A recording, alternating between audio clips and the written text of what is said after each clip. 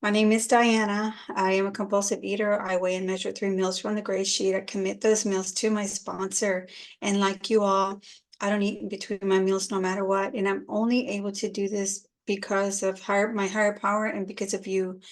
And I truly believe that my higher power led me to you all. And I see him, my higher power work through you all, through your lives. And y'all encourage me and y'all help me to have the life that I have today.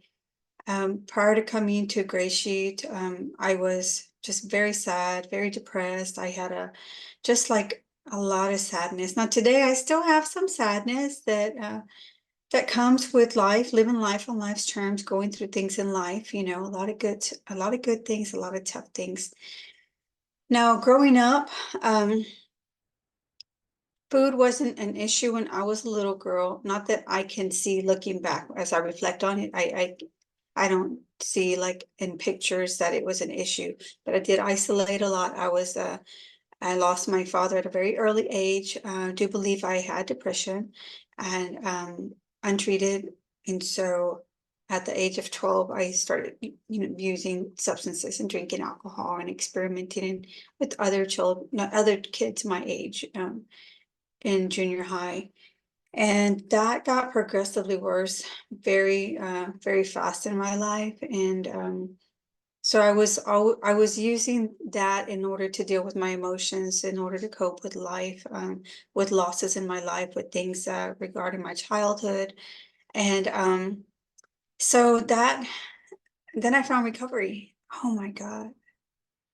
I found recovery at the age of 23. So I'm so grateful for recovery because it saved my life. And I haven't had a drink since then. It's been 30 years. I haven't used, anything else since then. And but when I put the alcohol down, I just truly believe that my compulsive eating was there first. It's just that I picked up the alcohol. Uh, if I wouldn't have picked it up, it would have been the food, because as soon as I put it down, I started eating. I ate. I didn't know that I was allergic to the foods that we don't eat on the gray sheet. And in recovery, I started, like, I would eat certain things and I would just like eat. I just didn't even think about it. I would just eat it and eat it until I was sick. Like my stomach hurt so much. And I'd like go to the bathroom. I had a roommate at one time and I would eat my food and her food. She didn't eat like me, you know. She was in early recovery from alcohol as well, but she didn't eat like me, you know. And I knew like there was something wrong, but in my mind I was like, well, I'm not drinking, so and you go to AA meetings and everybody goes out afterwards, and everything that happens there. And like so by the time I was 33, I had gained 100 pounds, was 233 pounds. I'm 4'9.5", and I was wearing a size 22 at my highest weight, elastic pants, and I still wear black today, but like black was what I always wore, and I still do today.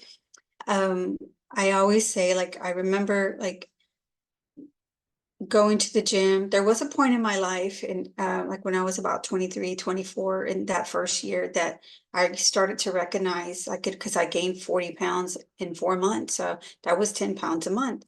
And at that point, my top weight was 170. And I was like, oh my gosh, no, I can't. No, there's something wrong, right?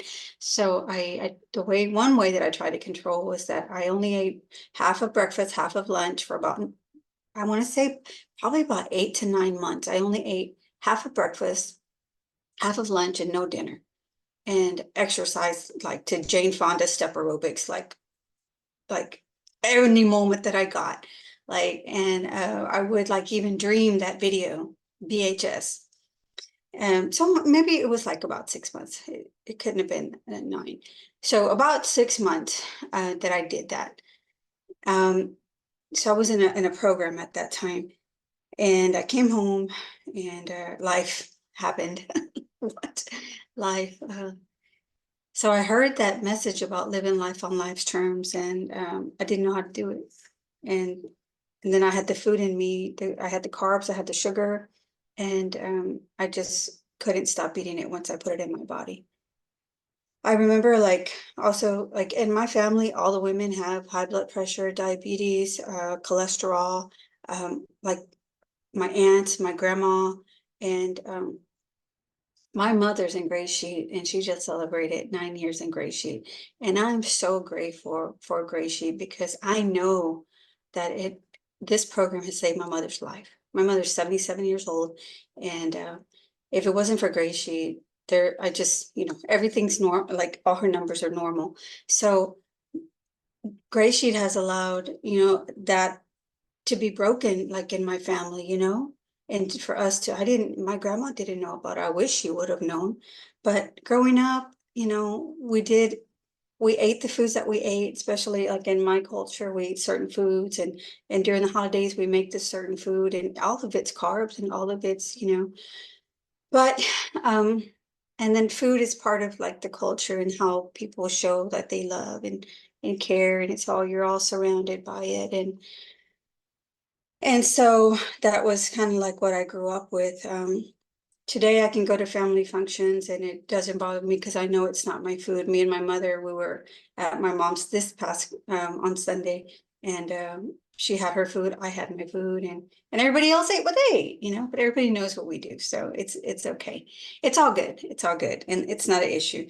But for a lot of years, I went to my mom's house before she did Gray Sheet, and I had my food, and it's what y'all taught me to do. Well, y'all taught me to do how to weigh and measure anywhere without exception, without no matter what. I could travel, I could do anything. This program is portable, y'all taught me. Y'all told me that. And then I was able to do it portable, I was able to like take my things and all the tools, or my scales, my measuring cups. Today I weigh everything. But when I found y'all, I was on my third time back to GreySheeters. I mean, sorry, to Overeaters Anonymous. I was at Weight Watchers I joined Weight Watchers 3 times as well. Of course I joined every gym here in Houston, Texas. Every one of them. Right now, I'm not a member of any gym here in Texas. I have like 4 workout machines here at home because I'm just like, still a little bit obsessive, and I just need to get on them. So, in this absence, so I found y'all that last time I went to Overeaters Anonymous. I was in a big book study a Wednesday night, and I kept trying to get abstinent in OA, and I just couldn't do it. It would work for a little while, but then I would eat the things that we don't eat, the foods we don't eat, and then I'd be off to the races. And so that night I heard about Gray Sheet, and I said, what's Gray Sheet? And they said, oh, no, no, no, you don't want to go to Gray Sheet because you can't have one of these, you can't have that, you can't. And I was like, to thine own self be true. I knew that I could never have one of those anyway. I couldn't have one of those. And I said, I'm going to go to that meeting. I'm going to go to the meeting on Saturday. And that Saturday morning, I went to my first Gray Sheet meeting, which was August 14th of 2005. And someone stayed with me after the meeting and went over the Gray Sheet with me, and I got abstinent that day. And I was just blown away. Like, the weight came off. I got to goal weight. I got to my goal weight, which was at that time 125. So I was because I got a little bit off over at OA. I like 15. So when I got to Gray Sheet, I was 215. And so I got down to my goal weight, and I was people saw me. I became invisible when I was over 230 pounds. It's like people didn't see me, like they wouldn't even acknowledge me. And then I started losing the weight, and people were like, oh, where have you been? At AA meetings, like, I've been here, I ain't going, I'm here. But they 10 didn't down, recognize me. Diana. 10 down, 5 left. Okay. Thank you, Nancy. So that was something else, to, my, I lost like a whole person. And so, but I ended up picking up. And I, I heard the message of no matter what, but I had a no matter what in October of '06, and I ended up picking up in December of '06. And well, two of my sons had gotten arrested, and one of them is still incarcerated since then, 17 years. So I had a lot of shame and a lot of guilt around what happened with him and him being incarcerated. So I wouldn't share it with people. So I do share that. I don't know what anybody else is going through, so sometimes I do share it. And so that's so I ended up picking up, and I had a lot of day ones for 5 years. So for 5 years, from '06 to 2011 December. But I never left. I had 90 days several times. I had 6 months once. I never left. I never left. But that weight, I gained 50 pounds back. Because that's just what happens with my body, you know? Because once the lie that I told myself when that first day that I ate, the disease told me I could start again tomorrow. And I got something out of a vending machine, and my son looked at me, he said, "Mom, what are you doing?" I said, "Oh, it's okay. You know, I'm gonna go ahead and start again tomorrow." And it took me 5 years. And I'm just so grateful that y'all love me, that y'all didn't judge me. Y'all told me to keep coming back. And the disease told me, oh, I was never going to get it, and that I might as well give up. And I'm never, all those lies. And so December the 1st, I woke up that morning and I said to my higher power, and I always say this, because this is what I said to higher power. I said, if you could get me abstinent one more time, I'll do whatever I have to do, no matter who does what, because I kept eating over what my adult children were doing, and the guilt and shame that came up for me because, just all this stuff. So I I surrendered again, and I said, I'll go places, I'll meet people, and I'll get to know people, and I'll do we'll do service, and I'll do whatever.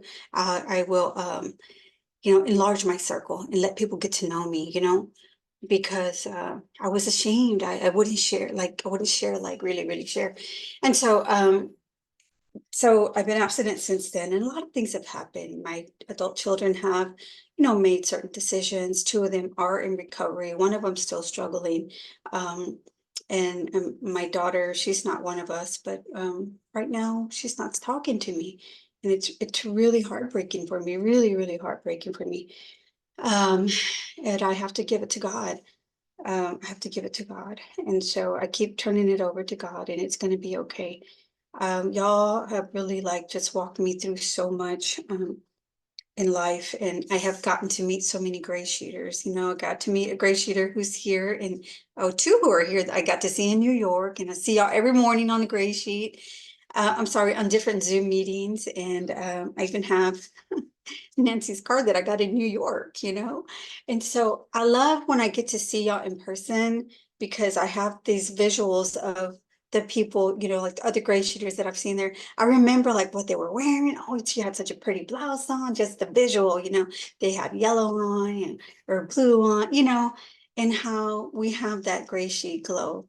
I mean, I hope I have it, but I see it in you all, and if y'all have it, I'll probably have it too. So One minute.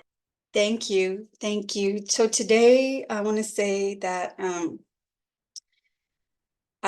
this morning, the last few days, I've been coming out of an emotional hangover because of the holidays and because of this issue with my child, and y'all have carried me. My food's in its place. Y'all taught me that my life is in one hand, food's in the other, and we don't clap. I've had open heart surgery. I went back to school because I heard y'all go back to school. And I said, well, maybe I can, and so, anything and any degree that I have is because y'all gave it to me. There's no way I could get off the couch, to go back to school until I got abstinent, and y'all gave me that. I think it's probably my time. So I just want to thank y'all for being here and allowing me to share my truth and share my heart. And I've been crying for days, and I'm not crying right now. So I mean, I'm healing through the process and what y'all have taught me. And I don't eat no matter what. Everything passes, and I just want to be at peace and have my weighted and measured meals, and be there for my family. And I don't know what, no matter what. Thank you for being here. Thanks.